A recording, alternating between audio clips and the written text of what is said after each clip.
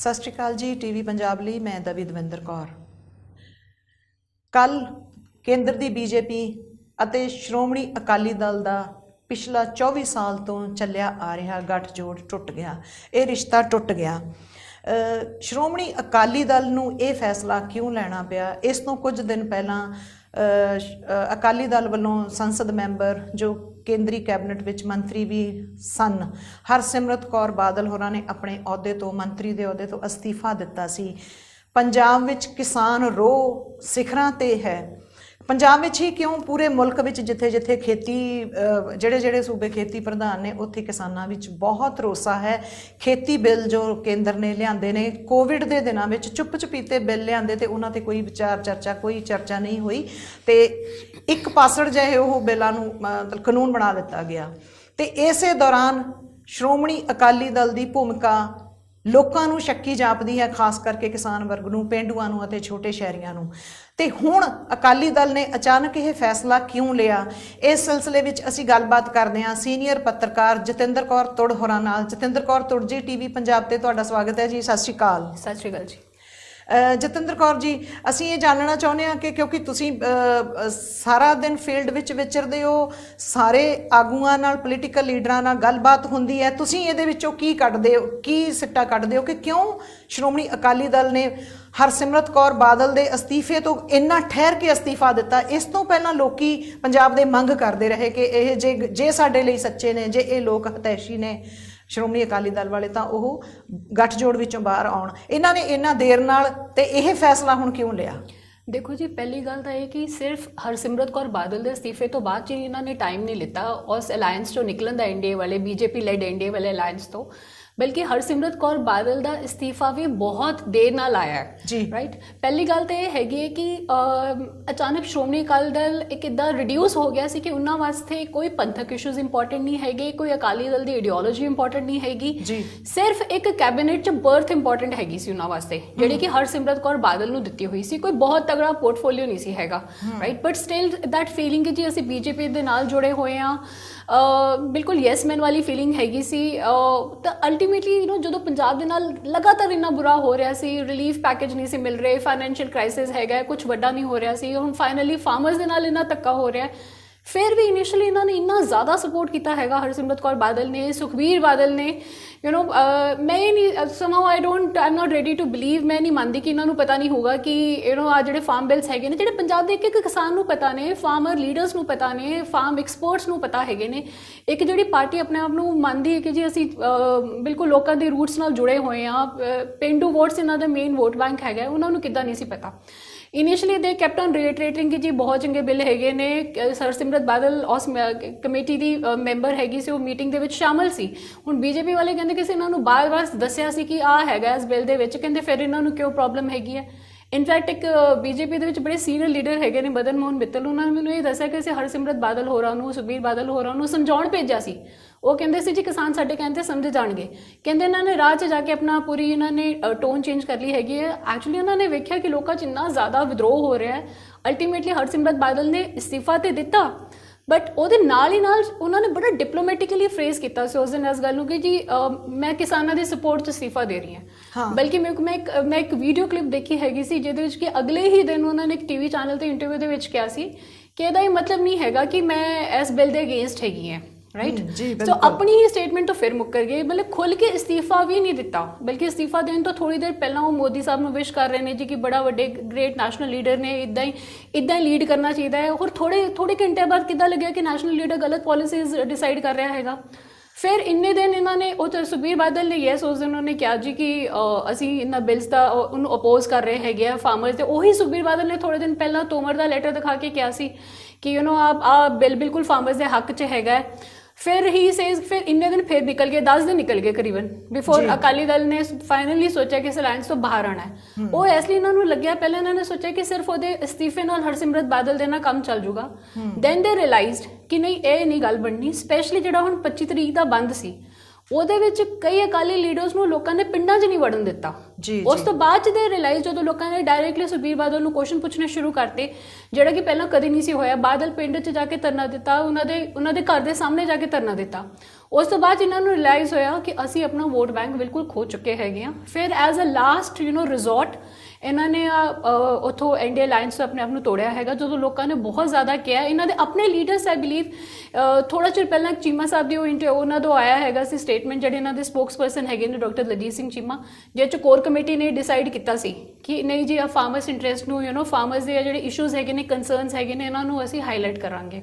ਜੀ ਜਿਸ ਤਰ੍ਹਾਂ ਹੁਣ ਸ਼੍ਰੋਮਣੀ ਅਕਾਲੀ ਦਲ ਅਨੰਦਪੁਰ ਸਾਹਿਬ ਦੇ ਮਤੇ ਨੂੰ ਲੈ ਕੇ ਜਾਂ ਰਾਜਾਂ ਨੂੰ ਵੱਧ ਅਧਿਕਾਰ ਦਿੱਤੇ ਜਾਣ ਦੀ ਮੰਗ ਕਰਦਾ ਰਿਹਾ, ਉਹ ਇਹਦਾ ਐਡਵੋਕੇਸੀ ਕਰਦਾ ਰਿਹਾ ਕਿ ਰਾਜਾਂ ਕੋਲੇ, ਸੂਬਿਆਂ ਕੋਲੇ ਵੱਧ ਰਾਈਟਸ ਹੋਣੇ ਚਾਹੀਦੇ ਨੇ ਤੇ ਸੰਘੀ ਢਾਂਚਾ ਸਾਡਾ ਸਹੀ ਸ਼ਬਦਾਂ ਵਿੱਚ ਤੇ ਸਹੀ ਭਾਵਨਾ ਤਹਿਤ ਲਾਗੂ ਕੀਤਾ ਹੋਣਾ ਚਾਹੀਦਾ ਹੈ। ਪਰ ਜੰਮੂ ਕਸ਼ਮੀਰ ਵਿੱਚ ਪੰਜਾਬੀ ਭਾਸ਼ਾ ਸਰਕਾਰੀ ਭਾਸ਼ਾ ਨਹੀਂ ਰਹੀ, ਉਹਨਾਂ ਦੀ ਭਾਈਵਾਲ ਬੀਜੇਪੀ ਨੇ ਉਹ ਹਟਾ ਦਿੱਤੀ ਤੇ ਉਦੋਂ ਅਕਾਲੀ ਦਲ ਨਹੀਂ ਬੋਲਿਆ ਤੇ ਧਾਰਾ 370 ਦੇ ਹੱਕ ਵਿੱਚ ਇਹਨਾਂ ਨੇ, ਧਾਰਾ 370 ਹਟਾਏ ਜਾਣ ਦੇ ਹੱਕ ਵਿੱਚ ਇਹਨਾਂ ਨੇ ਵੋਟ ਪਾਈ ਤੇ ਉਹ CAA ਤੇ ਵੀ ਜਿਹੜਾ ਨਾਗਰਿਕਤਾ ਸੋਧ ਕਾਨੂੰਨ ਸੀ ਉਹਦੇ ਉੱਤੇ ਵੀ ਅਕਾਲੀ ਦਲ ਨੇ ਕੋਈ ਸਟੈਂਡ ਨਹੀਂ ਲਿਆ, ਲੋਕਾਂ ਦੇ ਹੱਕ ਵਿੱਚ ਨਹੀਂ ਭੁਗਤੇ। ਤੇ ਹੁਣ ਇਹ ਤੁਸੀਂ ਕੀ ਮੰਨਦੇ ਹੋ ਕਿ ਕਿਹੜਾ ਚਿਹਰਾ ਲੈ ਕੇ ਇਹ ਲੋਕਾਂ ਅੱਗੇ ਪੇਸ਼ ਹੋਣਗੇ? ਬੇਸ਼ੱਕ ਅਲੱਗ ਹਾਲ ਦੀ ਘੜੀ ਹੋ ਗਏ ਨੇ, ਪਰ ਕੀ ਇਹ ਲੋਕਾਂ ਨੂੰ ਮੂੰਹ ਦਿਖਾਉਣ ਜੋਗੇ, ਜਾ ਕੇ ਲੋਕਾਂ 'ਚ ਗੱਲ ਕਰਨ ਜੋਗੇ ਤੇ ਆਪਣਾ ਆਧਾਰ ਪਹਿਲਾਂ ਵਾਲਾ ਪ੍ਰੈਸਟੀਜ ਬਹਾਲ ਕਰਨ 'ਚ ਕਾਮਯਾਬ ਹੋਣਗੇ? ਦੇਖੋ ਜੀ, ਓਵਰ ਦ ਈਅਰਸ ਇੱਕ ਟਾਈਮ ਐਸਾ ਸੀ ਜਦੋਂ ਸ਼੍ਰੋਮਣੀ ਅਕਾਲੀ ਦਲ ਬਹੁਤ ਸਾਰੇ ਸਾਲਾਂ ਤੱਕ ਇਹਨਾਂ ਨੇ ਆਪਣੇ ਆਪ ਨੂੰ ਬਿਲਕੁਲ ਐਜ਼ ਅ ਪੰਥ ਪ੍ਰੋਜੈਕਟ ਕੀਤਾ ਹੈ, ਨਾਟ ਐਜ਼ ਅ ਪਾਰਟ ਆਫ ਪੰਥ। ਦੇ ਕੰਸੀਡਰਡ ਕਿ ਜੀ ਅਸੀਂ ਹੀ ਪੰਥ ਹੈਗੇ ਹਾਂ, rather Badal family is the Panth. I would rather say Shiromani Akali Dal is the Panth. ਜਦੋਂ we are ourselves a minority community, ਅਸੀਂ ਹਮੇਸ਼ਾ ਮਾਈਨੋਰਿਟੀ ਦੇ ਹੱਕਾਂ ਲਈ ਲੜਦੇ ਹੈਗੇ, ਭਾਵੇਂ ਕੋਈ ਵੀ ਮਾਈਨੋਰਿਟੀ ਹੋਵੇ। ਨਾਟ ਦੈਟ ਅਸੀਂ ਦੂਜੀ ਕਮਿਊਨਿਟੀ ਲਈ ਨਹੀਂ ਖੜਦੇ ਹੈਗੇ, that is how the Sikhs are, that is how Punjabis are. But ਜਦੋਂ ਇਹਨਾਂ ਨੇ ਧਾਰਾ 370 ਅਬੋਲਿਸ਼ ਕੀਤੀ ਸੀ ਹਨਾ, ਉਦੋਂ ਵੀ ਇਹਨਾਂ ਨੇ ਕੁਝ ਨਹੀਂ ਬੋਲਿਆ ਆਪਣੇ ਕਸ਼ਮੀਰੀਆਂ ਵਾਸਤੇ। ਜਦੋਂ NRC ਵੋਟ ਪਾਈ ਇਹਨਾਂ ਨੇ, ਉਹਨਾਂ ਦੇ ਹੱਕ 'ਚ ਬਿਲਕੁਲ ਵੋਟ ਪਾਈ ਇਹਨਾਂ ਦੇ ਹੱਕ ਦੇ ਵਿੱਚ। ਫਿਰ ਜਸਟ ਬਿਕੋਜ਼ ਸੋ ਦੈਟ ਇਹ ਲੋਕ ਆਪਣੀ ਬੀਜੇਪੀ ਦੇ ਨਾਲ ਰਿਲੇਸ਼ਨਸ ਨਹੀਂ ਸੀ ਖਰਾਬ ਕਰਨਾ ਚਾਹੁੰਦੇ, ਇਹਨਾਂ ਨੇ ਸਡਨਲੀ ਸਿਰਫ ਇੱਕ ਨਾ ਫੈਮਿਲੀ ਵਾਂਗੂ as a very compact unit ਸੋਚਣਾ ਸ਼ੁਰੂ ਕਰਤਾ। ਇਹਨਾਂ ਨੇ ਆਪਣੀ ਪਿਛਲੀ ਲੀਨੀਏਜ, ਪਿਛਲੀ ਹਿਸਟਰੀ ਵੀ ਨਹੀਂ ਦੇਖੀ ਉਸ ਵੇਲੇ। ਜੋ ਇਹਨਾਂ ਦੀ ਹਿਸਟਰੀ ਜੋ ਪਿਛਲੀ ਬਹੁਤ ਸ਼ਾਨਦਾਰ ਹੈ, ਅਕਾਲੀ ਦਲ ਦੀ ਹਿਸਟਰੀ, ਅਕਾਲੀ ਦਲ ਦਾ ਬੀਤਿਆ ਵੇਲਾ ਬਹੁਤ ਸ਼ਾਨਾਂ ਮੱਤਾਂ ਤੇ ਕੁਰਬਾਨੀਆਂ ਭਰਿਆ ਰਿਹਾ ਹੈ ਤੇ ਹੁਣ ਇਹ ਲੋਕਾਂ ਵਿੱਚ ਪ੍ਰਭਾਵ ਜਾਣ ਲੱਗ ਗਿਆ ਹੈ ਕਿ ਇਹਨਾਂ ਨੇ ਅਕਾਲੀ ਦਲ ਨੂੰ ਆਪਣੇ ਜੋਗਾ ਸਿਰਫ ਆਪਣੇ ਵੈਸਟਡ ਇੰਟਰਸਟਸ ਖਾਤਰ ਰਾਖਵਾਂ ਰੱਖ ਲਿਆ ਹੈ। ਤੇ ਇਹਦੇ ਨਾਲ ਹੀ ਤੁਸੀਂ ਇਹ ਵੀ ਆਪਾਂ ਜ਼ਿਕਰ ਕਰ ਲਈਏ ਜਤਿੰਦਰ ਜੀ ਕਿ ਸੁਖਦੇਵ ਸਿੰਘ ਢੀਂਡਸਾ ਹੋਰਾਂ ਦੇ ਜਾਣ ਨਾਲ ਜਾਂ ਰਣਜੀਤ ਸਿੰਘ ਬ੍ਰਹਮਪੁਰਾ ਜੋ ਸੀਨੀਅਰ ਆਗੂ ਸਨ ਤੇ ਟਕਸਾਲੀ ਆਗੂ ਸਨ, ਕਿ ਉਹਨਾਂ ਦੇ ਜਾਣ ਨਾਲ ਵੀ ਇਹਨਾਂ ਦੇ ਆਧਾਰ ਨੂੰ ਖੋਰਾ ਲੱਗਿਆ? ਕਿੰਨਾ ਕੁ ਖੋਰਾ ਲੱਗਿਆ ਤੇ ਕੀ ਉਹ ਮਤਲਬ ਹੁਣ ਉਹ ਵਾਪਸ ਇਹ ਜੋ ਸੁਖਬੀਰ ਸਿੰਘ ਬਾਦਲ ਦੀ ਅਗਵਾਈ ਵਾਲਾ ਦਲ ਹੈ ਜੋ ਹੁਣ ਉਹਨਾਂ ਨੂੰ ਚਾਹੇਗਾ ਕਿ ਉਹ ਸਤਿਕਾਰ ਨਾਲ ਵਾਪਸ ਆ ਜਾਣ, ਜਾਂ ਇਹਨਾਂ ਨੂੰ ਜਾਪੇਗਾ ਕਦੇ ਕਿ ਉਹਨਾਂ ਨੂੰ ਉਹਨਾਂ ਦੀ ਥਾਂ ਦਿੱਤੀ ਜਾਣੀ ਬਣਦੀ ਹੈ?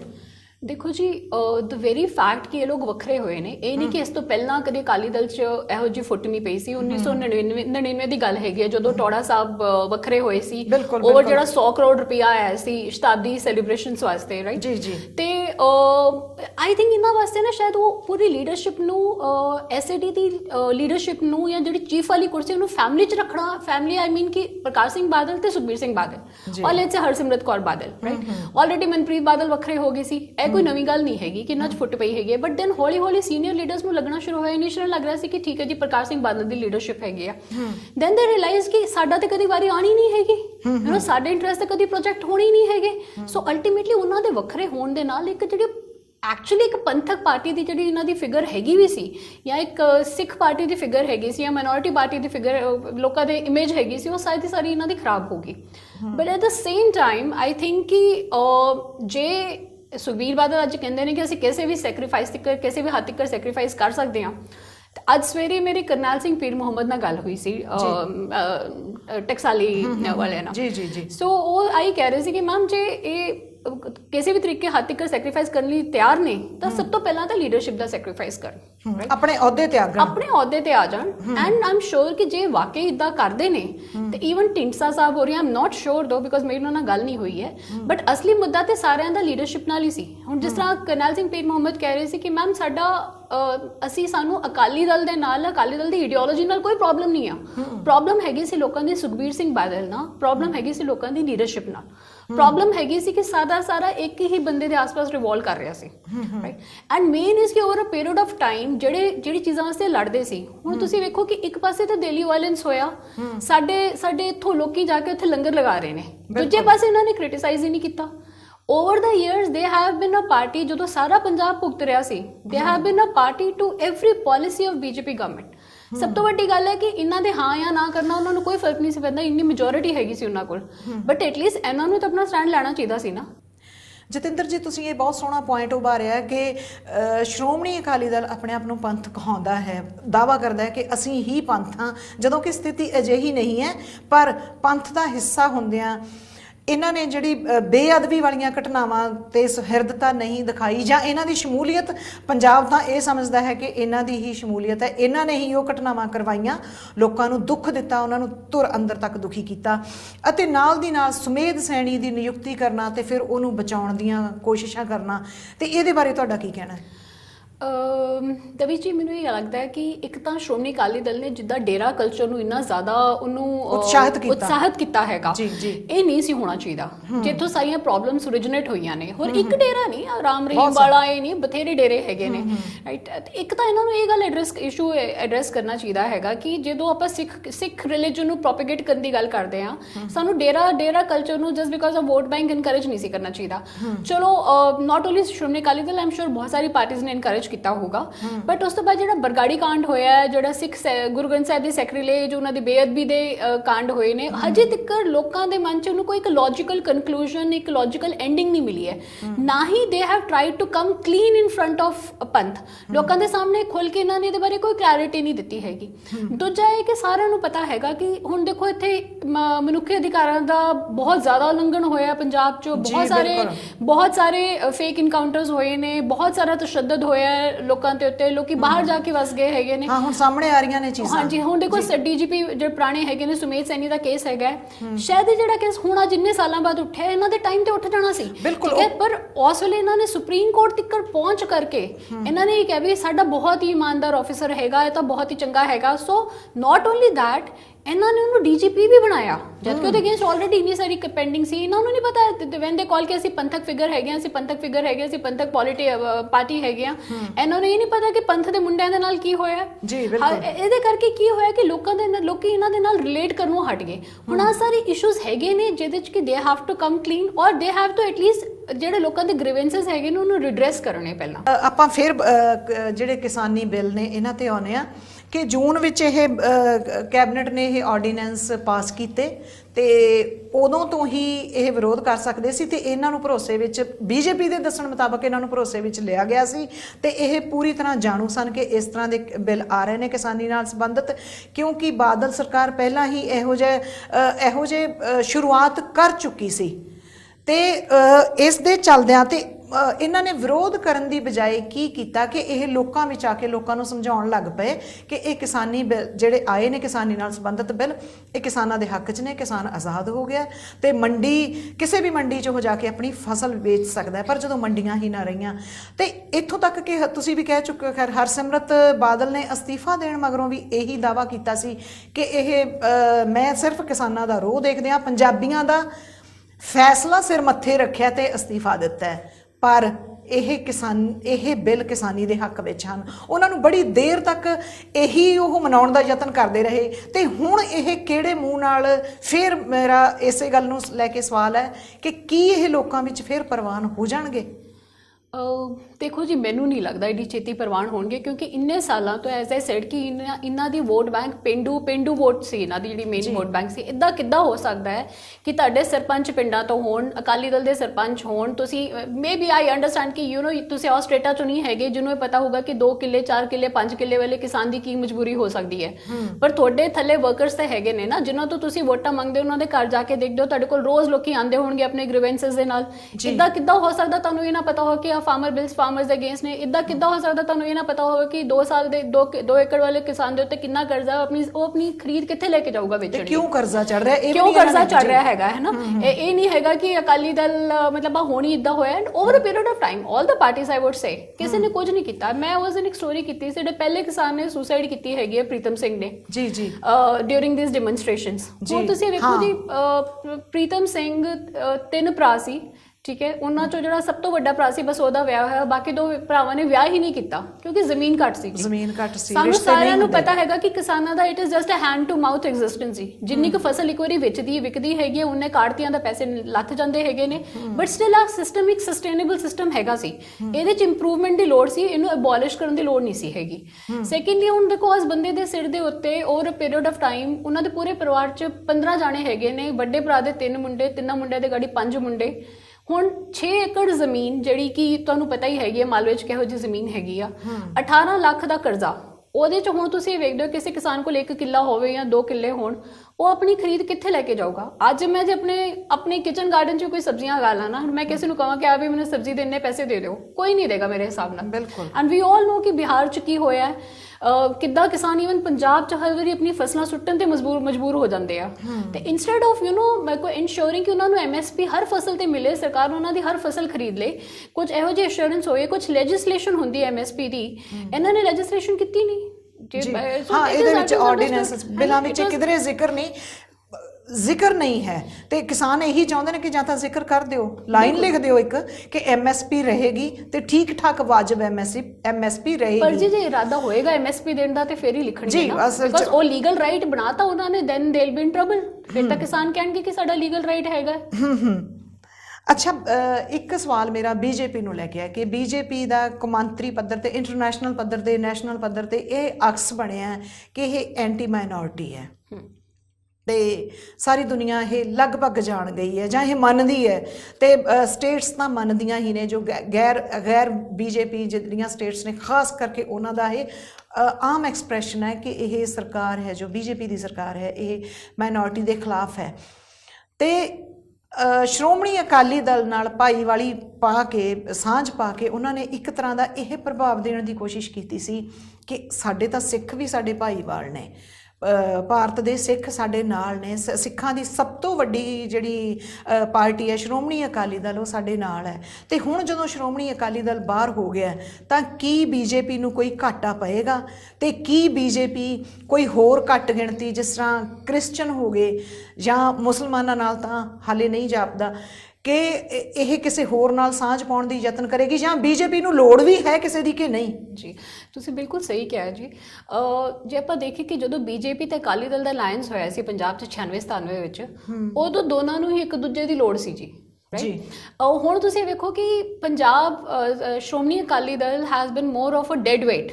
ਇਹ ਉਹਨਾਂ ਤੇ ਬਰਡਨ ਹੈਗਾ ਸੀ, ਐਂਡ ਸਾਰਿਆਂ ਨੂੰ ਪਤਾ ਹੈਗਾ ਕਿ ਕਦੋਂ ਦੇ BJP ਵਾਸ ਟਰਾਈਂਗ ਕਿ ਅਸੀਂ ਇਹਨਾਂ ਨਾਲ ਅਲਾਇੰਸ ਤੋੜ ਲਈਏ, ਕਿਉਂਕਿ ਇਹਨਾਂ ਨੂੰ ਨਾ ਤੇ ਪੰਜਾਬ 'ਚ ਸੀਟਾਂ ਮਿਲੀਆਂ, ਸਭ ਤੋਂ ਘੱਟ ਸੀਟਾਂ ਮਿਲੀਆਂ ਇਹਨਾਂ ਨੂੰ ਅੱਜ ਤੱਕ ਦੀ ਹਿਸਟਰੀ 'ਚ ਪੰਜਾਬ ਦੀ ਅਸੈਂਬਲੀ ਇਲੈਕਸ਼ਨਸ 'ਚ, ਪਾਰਲੀਮੈਂਟ 'ਚ ਸਿਰਫ 2 ਸੀਟਸ। ਇਹਦੇ ਨਾਲ BJP ਨੂੰ ਕੋਈ ਫਰਕ ਨਹੀਂ ਪੈਂਦਾ ਜੀ। ਹੁਣ ਤਾਂ ਇਹਦੇ 'ਚ ਆਪਣਾ ਇਹਨਾਂ ਦਾ ਇੰਟਰਸਟ ਸੀ ਸ਼੍ਰੋਮਣੀ ਅਕਾਲੀ ਦਲ ਦੇ ਦਾ ਕਿ ਇਹ ਉਹਨਾਂ ਦੇ ਨਾਲ ਮਿਲੇ ਰਹਿੰਦੇ। ਪੰਜਾਬ 'ਚ ਕੋਈ ਫਰਕ ਪਏਗਾ BJP ਨੂੰ? ਪੰਜਾਬ ਦੇ ਵਿੱਚ BJP ਨੂੰ ਬਿਲਕੁਲ ਫਰਕ ਨਹੀਂ ਪਏਗਾ, ਬਲਕਿ ਫਾਇਦਾ ਹੀ ਹੋਏਗਾ ਇਸ ਸਾਰੇ ਬਿਲਕੁਲ ਜੀ, ਗੱਠਜੋੜ ਟੁੱਟਣ ਦਾ। ਤੁਸੀਂ ਉਸ ਦਿਨ ਮੈਂ ਮਿੱਤਲ ਸਾਹਿਬ ਨਾਲ ਗੱਲ ਕਰ ਰਹੀ ਸੀ ਤੇ ਬੜੇ ਸਟਲੀ ਉਹ ਕਹਿੰਦੇ ਨੇ ਕਿ ਜੇ ਦੇਖੋ ਇਹ ਸਾਡੇ ਨਾਲ ਅਲਾਇੰਸ ਤੋੜਨ ਨੂੰ ਫਿਰਦੇ ਨੇ, ਪਰ ਅਸੀਂ ਤਾਂ ਕਹਿੰਦੇ ਹਾਂ ਜੀ ਕਿ ਅਸੀਂ ਤੇ 59 ਸੀਟਸ ਤੇ ਲੜਾਂਗੇ ਇਹਨਾਂ ਦੇ ਨਾਲ। ਬੇਸਿਕਲੀ ਉਹ ਤਾਂ ਭਾਲਦੇ ਸੀ ਕਿ ਅਸੀਂ ਅੱਧਿਓਂ ਜ਼ਿਆਦਾ ਸੀਟਸ ਤੇ ਕੰਟੈਸਟ ਕਰਾਂਗੇ, ਕਿਉਂਕਿ ਪਹਿਲਾਂ ਉਹਨਾਂ ਦਾ ਕੋਟਾ ਬਹੁਤ ਹੀ ਘੱਟ ਸੀ। ਹੁਣ ਉਹ ਆਰਾਮ ਨਾਲ 117 ਸੀਟਸ ਤੇ ਕਰਨਗੇ। ਹੌਲੀ ਹੌਲੀ they will make there presence felt in Punjab. और मे भी ये भी हो सकता है कि BJP ਨਾਲ ਅਲਾਇੰਸ ਤੋੜ ਕੇ ਅਕਾਲੀਆਂ ਨੂੰ ਐਕਚੁਅਲੀ ਫਾਇਦਾ ਹੋ ਜਾਏ।